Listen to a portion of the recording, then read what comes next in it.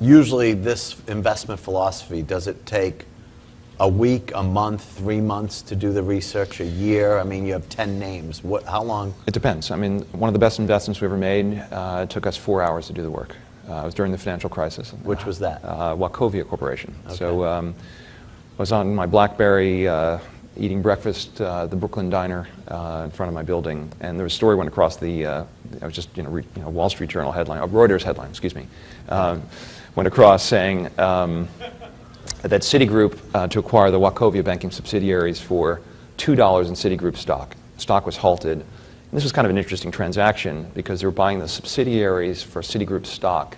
I figured, this is interesting. What happens to the holding company? So I went back to the, kind of went upstairs to the office and cracked open the 10K, and another member of the team, Mick McGuire, he and I worked on it. And what was interesting is the 1,000-page 10K of Wachovia Corporation, I think 900 pages were on the banking subsidiary. There was fewer than 100 pages on the holding company. And by buying the banking subsidiary, Citi was leaving a holding company which had cash, in Wachovia Securities, A.G. Edwards, they had paid $6-7 billion for it 6 months before, Evergreen Asset Management, and they were taking a $27 billion loss on the sale of the subsidiary.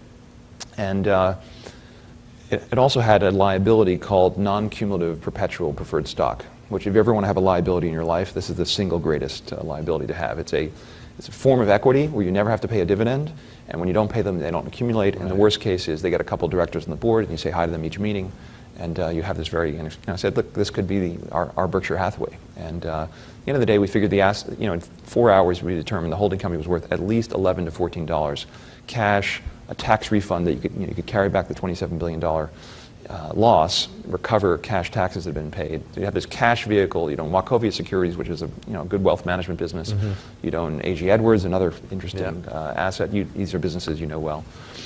And the stock opened after it was halted at $1.84. So we said, look, it's worth 11 to 14, $1.84. We bought 42% of the volume for the next 4 days.